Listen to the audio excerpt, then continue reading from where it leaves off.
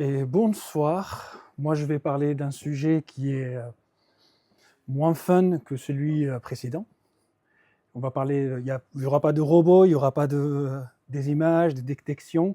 On va parler de Postgres et comment on intègre les données avec Django. Il y a des gens qui connaissent Django, qu'ils ont déjà utilisé. Voilà. Il y a des gens qui connaissent absolument pas du tout. Ok. Voilà, en gros c'est un framework Python pour faire du web. On va parler après. Qui suis-je?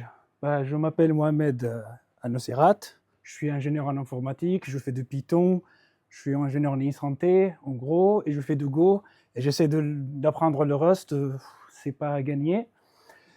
Et je suis open to work, comme on dit chez nous en Bretagne, et donc si vous recrutez.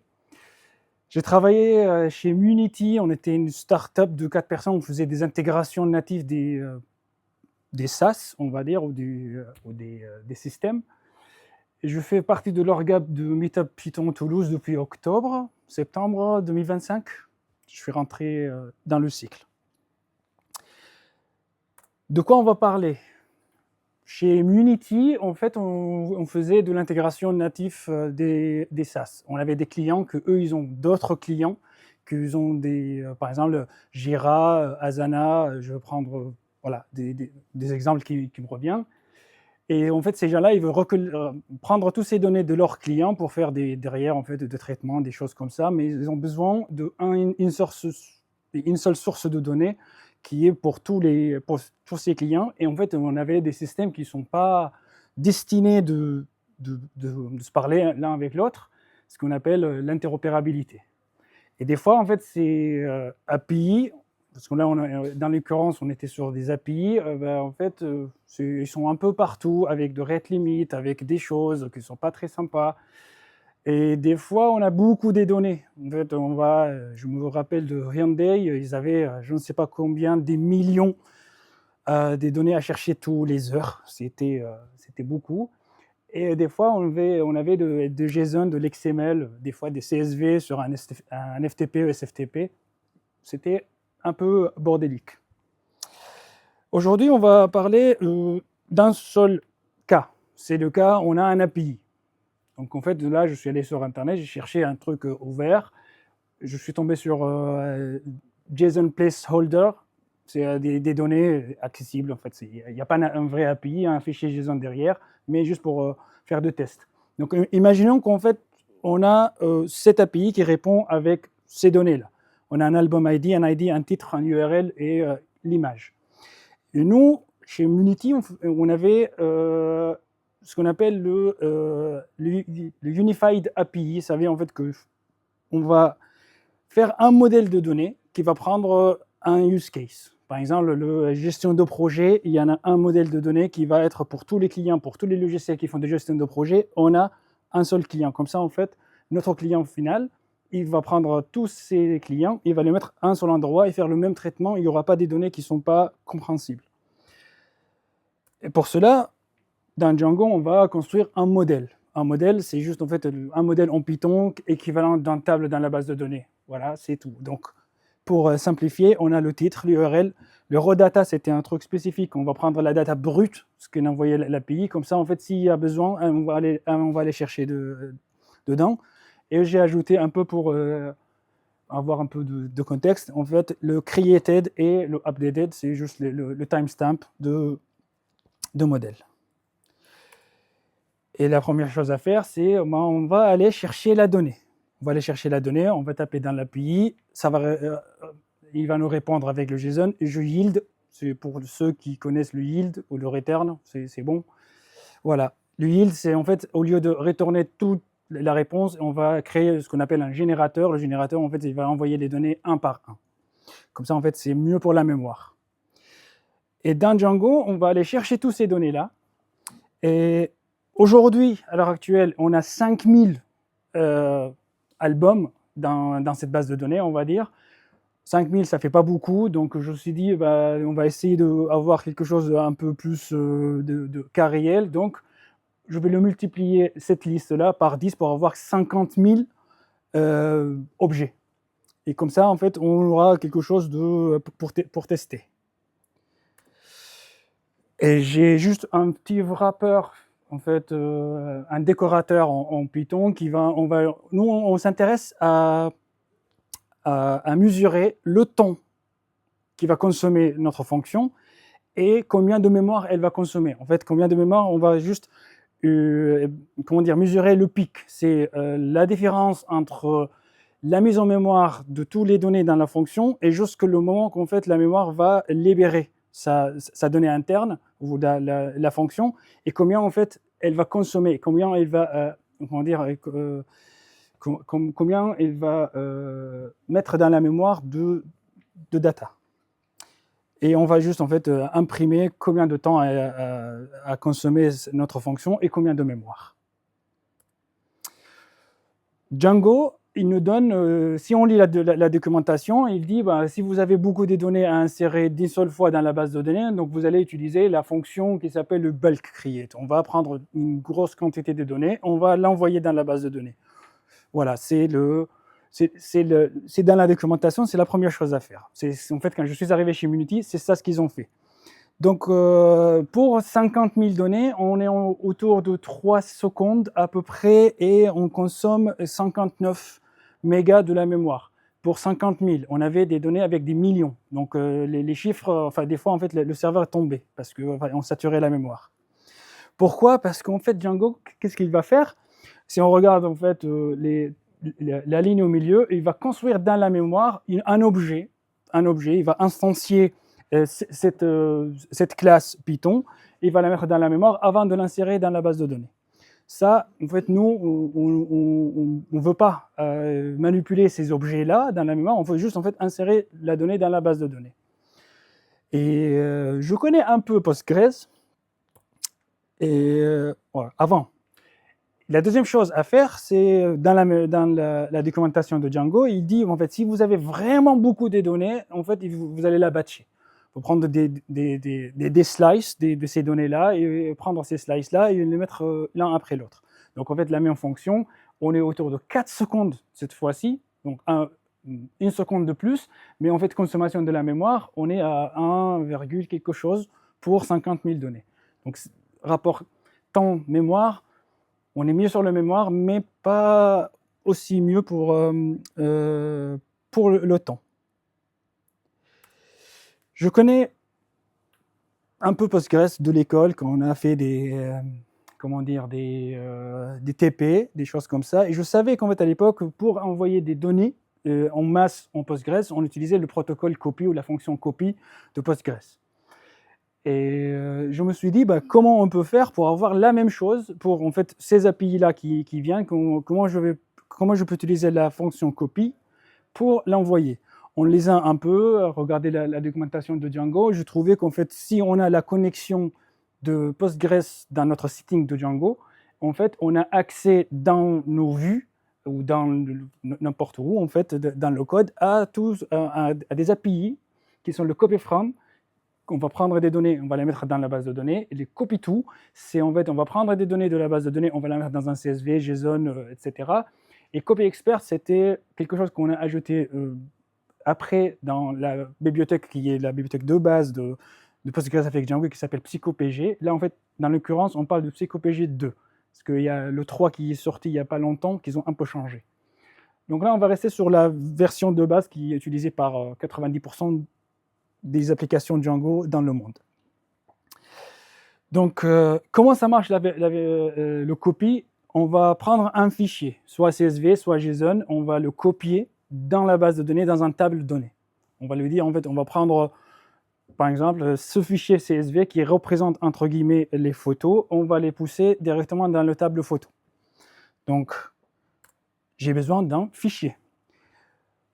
En Python, on peut créer des fichiers dans le temp file qui sont en fait sont supprimés à la fin de l'exécution de la fonction.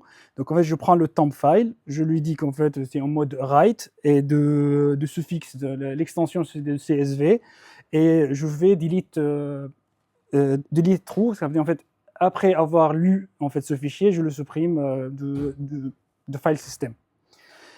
Et je vais prendre les photos qui viennent de mon API, les 50 000, et là, en fait, je vais faire un pipe, enfin, ou ça peut être une virgule pour des JSON, mais là, en fait, on a utilisé les pipes parce que des fois, parce qu'en fait, si vous regardez, il y a le dump JSON, et en fait, des fois, la fonction dump, elle va ajouter des virgules. En fait, c'est comme ça, en fait, le CSV, il sera, Postgres ne va pas comprendre, en fait, est-ce que c'est cette virgule de CSV ou la virgule de string de JSON. Donc, on va pipe ces données, en fait, on va créer juste un string là. On va dire que, voilà, en fait, je prends le titre de la photo, l'URL, les JSON dump, et le now, en fait, cette fonction-là qui s'appelle timezone.now.isoformat, c'est parce que, en fait, le created et updated, les timestamps dans le modèle Django, ils sont créés à l'instanciation de modèles. Mais là, en fait, on n'est pas en train d'instancier des modèles, donc on a besoin de cette information. Sinon, en fait, Postgres va refuser la donnée parce qu'il va dire, en fait, elle ne ressemble pas à mon table. En fait, il manque des champs. Et juste, en fait, connexion curseur, c'est ce que j'ai dit tout à l'heure, en fait, qu'en fait, Django il nous donne cette possibilité à choper la connexion en cours. On prend le curseur, et ce curseur-là, on lui dit, en fait, copy from, on lui dit, copy from le fichier qu'on vient de faire.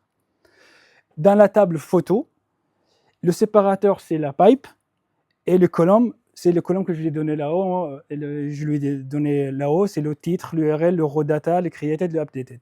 Avec ça, je prends 50 000 données, je les insère dans la base de données en 1 seconde, et j'ai une utilisation de 1,2 mégas de la RAM, ce qui est mieux qu'avant. Mais en fait, est-ce qu'on peut aller mieux? Je me suis dit, en fait, on est en train de créer un fichier dans le file system, donc ça prend de temps, ça prend de la mémoire. Et si je mets directement la donnée dans la mémoire, dans un buffer, est-ce que je vais faire mieux? Donc c'est exactement la même chose. Au lieu de créer un fichier, je suis en train juste de créer un string IO, c'est un buffer de string. Je le mets à la place de fichier, et je fais exactement la même chose, je écris de la même manière. Donc là, si on regarde temps d'exécution, je suis beaucoup mieux, je suis à peu près à 1 seconde, mais sauf qu'en fait, l'utilisation de la mémoire, on est revenu jusqu'au bout. Pourquoi? Parce qu'on est en train de recréer un fichier dans la mémoire. Ça, c'était pas l'idéal. Donc, soit on revient sur la solution d'avant, soit non. Donc, en fait, pour moi, c'était le mieux. À cette époque, je voulais faire... je me suis dit, est-ce qu'il n'y a pas un moyen de streamer directement depuis le call API dans un endroit, dans un buffer, dans quelque chose qui va faire le stream directement dans la fonction copy, qui va l'envoyer dans la base de données. Comme ça, en fait, j'ai une utilisation de la mémoire qui est constante, un traitement de la donnée qui est, une fois j'ai la donnée qui vient de mon API, le premier row qui vient, hop, il est dans la base de données. Et je fais comme 99%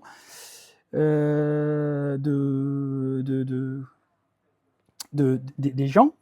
Je dis, ChatGPT, est-ce que tu peux, enfin, pas tout de suite, parce que je lui ai posé 1000 fois la question, je lui dis, voilà, en fait, c'est ça ce que je veux faire, etc. Et finalement, en fait, il me donne cette classe-là, il me dit, mais ça, teste-le, ça va aller super. En gros, qu'est-ce qu'elle fait, cette classe-là? Elle va juste prendre le buffer en string, et va, à chaque fois, quand il y a une donnée qui rentre, elle va lire la donnée d'après. Comme ça, en fait, soit il y a une donnée à 0, sinon, en fait, il va supprimer 0, il va mettre la donnée 1 à 0. Comme ça, en fait, il va toujours prendre la seule donnée qui est dans son état interne. Comme ça, en fait, mon call API, il va commencer à générer des données.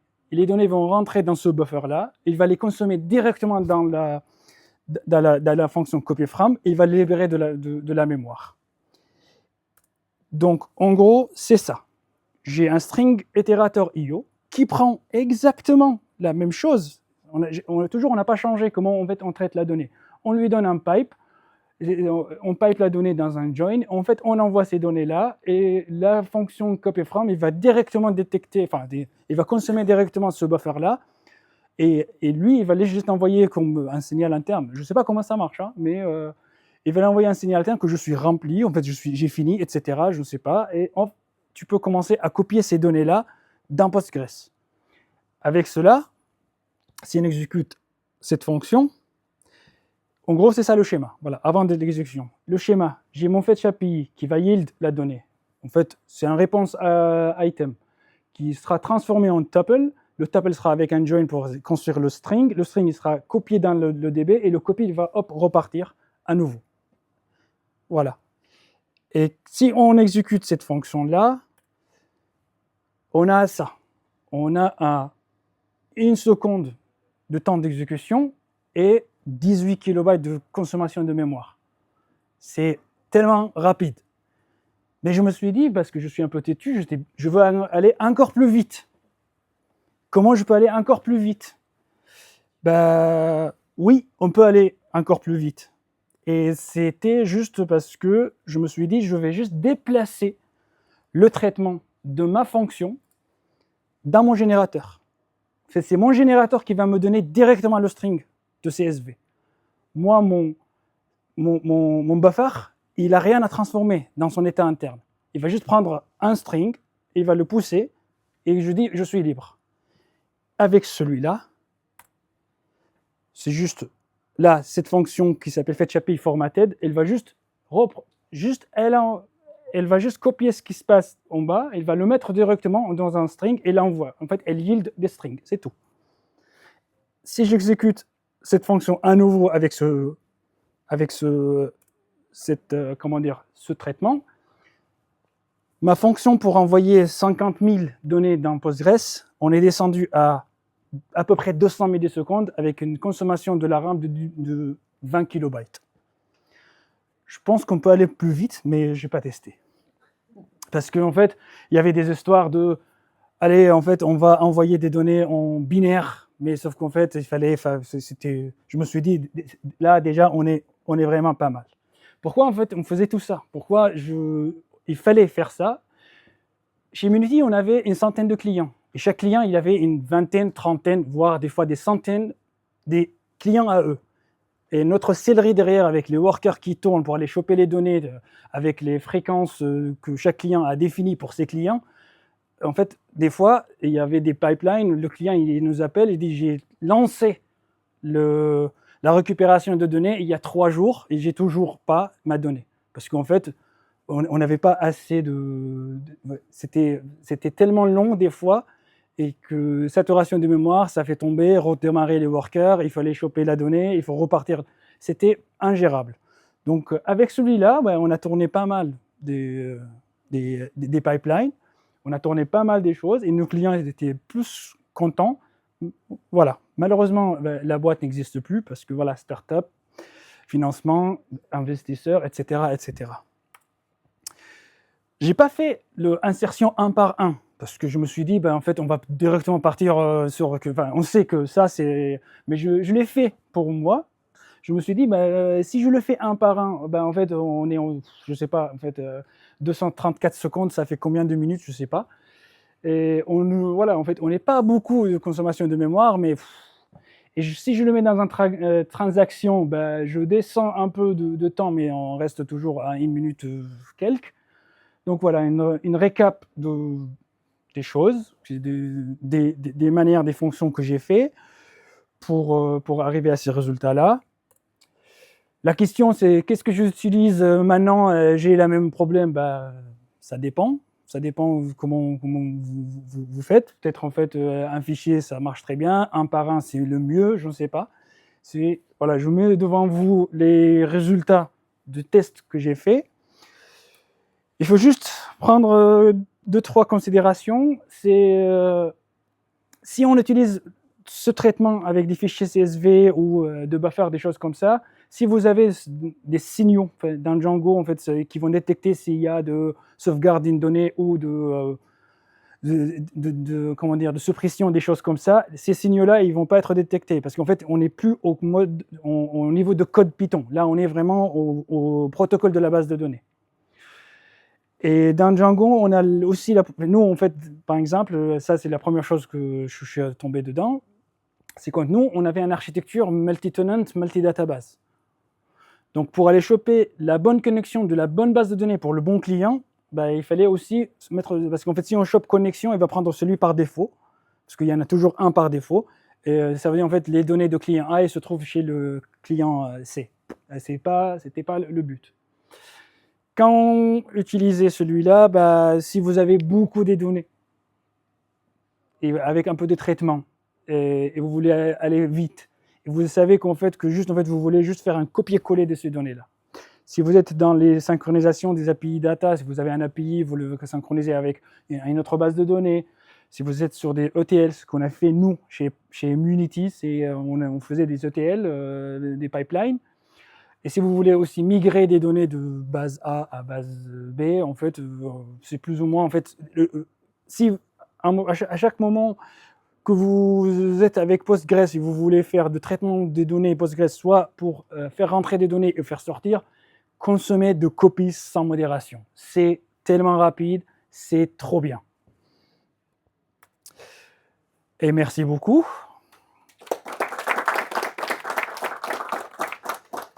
Voilà, si vous voulez aller regarder le code source, j'ai un blog, j'écris de temps en temps des choses et vous avez mon LinkedIn. Si vous avez des questions, ben, je suis là.